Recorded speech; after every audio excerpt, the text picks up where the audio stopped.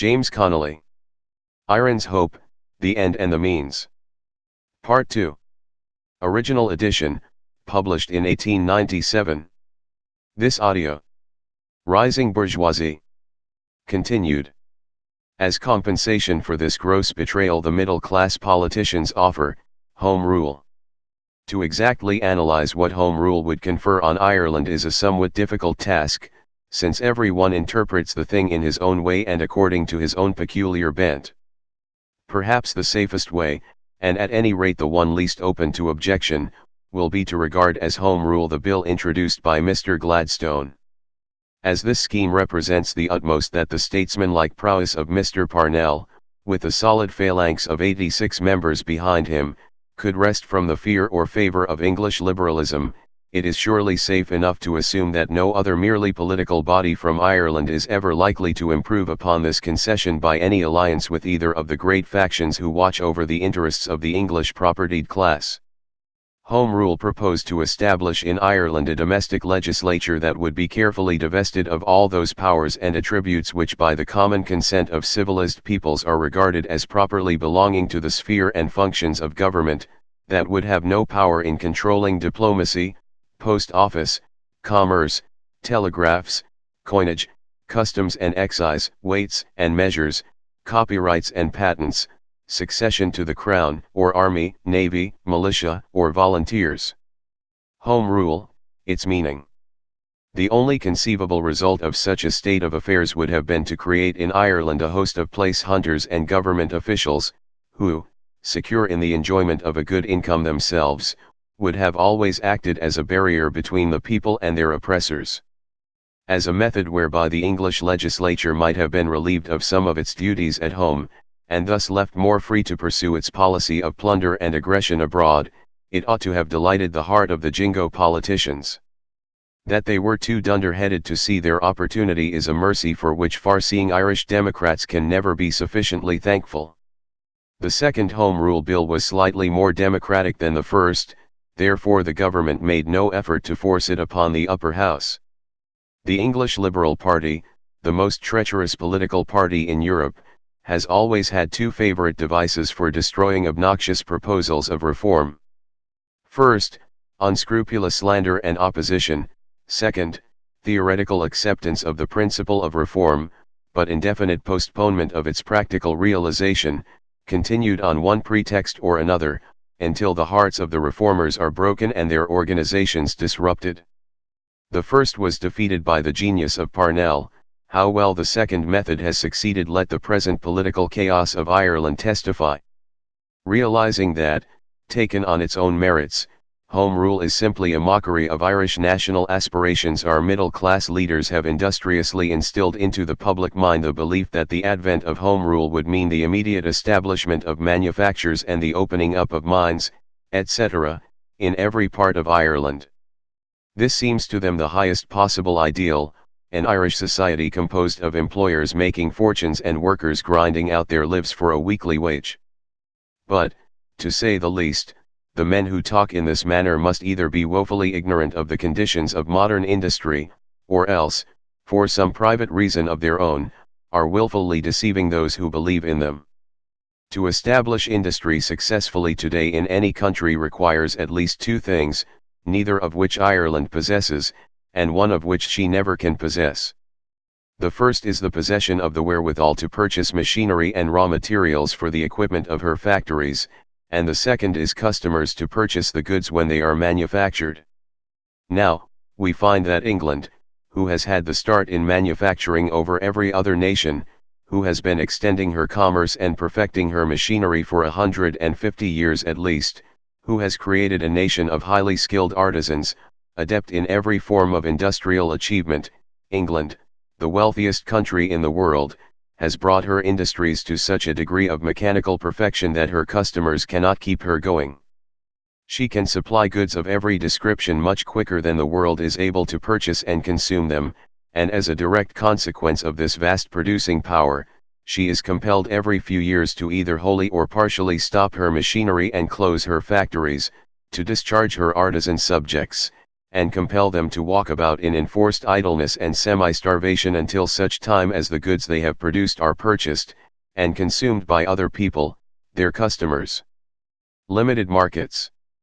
Bear this in mind, and remember also, that Germany, France, Italy, Belgium, Austria, Russia, every state on the continent of Europe and America, India, China, and Japan, are all entering into the struggle, that each of them is striving hard, not only to provide what it had formerly relied on England to provide, but also to beat England out of the markets of the world. Remember that for all those countries the great difficulty is to find customers, that the old established firm in the business, namely, the British Empire, finds that her customers cannot keep her mills and factories going. Remember all this, and then tell me how poor Ireland, exhausted and drained of her lifeblood at every pore, with a population almost wholly agricultural and unused to mechanical pursuits, is to establish new factories, and where she is to find the customers to keep them going. She cannot create new markets. This world is only limited after all, and the nations of Europe are pushing their way into its remote corners so rapidly that in a few years' time, at most, the entire world will have been exhausted as a market for their wares. Sweatshop factories. Go to the factory towns, to the shipbuilding centers, to the coal mines, to the trade unions, or to the stock exchanges of England, the continent of Europe or America, and everywhere you will hear the same cry: the supply of cotton and linen goods, of iron work, of coal, and of ships of every description, is exceeding the demand. We must work short time, we must reduce the workers' wages, we must close our factories, there is not enough customers to keep our machinery going. In the face of such facts, the thoughtful Irish patriot will throw rant aside and freely recognize that it is impossible for Ireland to do what those other countries cannot do, with their greater advantages, namely, to attain prosperity by establishing a manufacturing system in a world market already glutted with every conceivable kind of commodity. It is well also to remember that even under the most favorable circumstances, even if by some miracle, we were able to cover the green fields of Erin with huge, ugly factories, with chimneys belching forth volumes of poisonous smoke and coating the island with a sooty desolation, even then we would quickly find that under the conditions born of the capitalist system our one hope, of keeping our feet as a manufacturing nation, would depend upon our ability to work longer and harder for a lower wage than the other nations of Europe, in order that our middle class may have the opportunity of selling their goods at a lower price than their competitors. This is equivalent to saying that our chance of making Ireland a manufacturing country depends upon us becoming the lowest blacklegs in Europe. Even then the efforts would be doomed to failure, for the advent of the yellow man into the competitive arena, the sudden development of the capitalist system on China and Japan, has rendered forever impossible the uprise of another industrial nation in Europe. But, we are told by some of our leaders, if we cannot compete with other countries in the world market, we can at least produce for ourselves. Under no circumstances can we do so without bringing upon ourselves disasters as great as those we wish to escape from. With greater advantages and larger experience in the field than we possess, the capitalists of the other countries can easily undersell our goods, even in the home market, and if in order to give our manufactures a chance we were to adopt protection, impossible under home rule, the result would be to immediately increase the price of every kind of goods while no one would benefit except a few capitalists for whose sake our Irish workers would be working harder and longer and paying higher prices than before.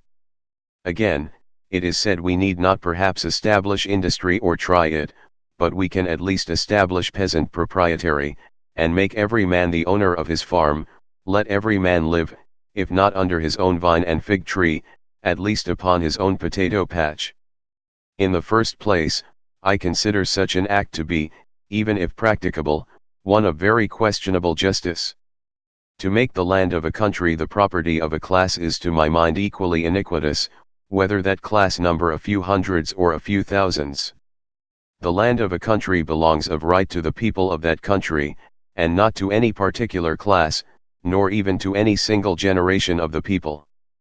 The private ownership of land by the landlord class is an injustice to the whole community, but the creation of a peasant proprietary would only tend to stereotype and consecrate that injustice, since it would leave out of account the entire laboring class as well as the dispossessed millions of former tenants whom landlord rule had driven into the Irish towns or across the sea.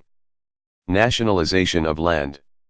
It is, of course, manifestly impossible to reinstate the Irish people on the lands from which they have been driven, but that fact only lends additional point to the demand for the nationalization of land in the hands of the Irish state. Setting that fact aside, however, have our advocates of peasant proprietary really considered the economic tendencies of the time, and the development of the mechanical arts in the agricultural world? The world is progressive, and peasant proprietary, which 100 years ago might have been a boon, would now be powerless to save from ruin the agriculture of Ireland. The day of small farmers, as of small capitalists, is gone, and wherever they are still found they find it impossible to compete with the improved machinery and mammoth farms of America and Australia. Whereas each Irish farm is burdened with the support of its field workers for the entire 365 days in the year, the capitalist farmer of the States hires his hands by the hundred for harvesting operations, and discharges them immediately it is completed, thus reducing to 1/4 the annual wages bill of his workers. Science in agriculture. How are our small farmers to compete with a state of matters like this, or like unto that revealed in the report of the American Social Science Association, even as far back as 1878? It tells how science and invention, after devoting so much time to industry, have turned their attention to agriculture, and as a result have effected almost a revolution in that branch of human activity. Plows which, driven by horses, plow more than 5 acres per day, or the extent of many an Irish farm, and steam plows which do much more, machines for sowing seeds, with which a boy and horse can do 3 times the work of a man, and do it much better, reaping machines, with which a man with 1 or 2 pairs of horses can do the work of at least 60 men with reaping hooks, reaping machines which not only cut the harvest, but tie it as well, are now so common in England and America as to fail to attract attention, and we hear on good authority of machines which cut, thrash, winnow, and sack it, without the intervention of any other human hands than those of the engineer who tends the machine. In cutting the corn a man or boy, with a horse and machine, can do the work of 20 men cutting an acre an hour. All this, be it remembered, is only possible to the farmer who holds his thousands of acres.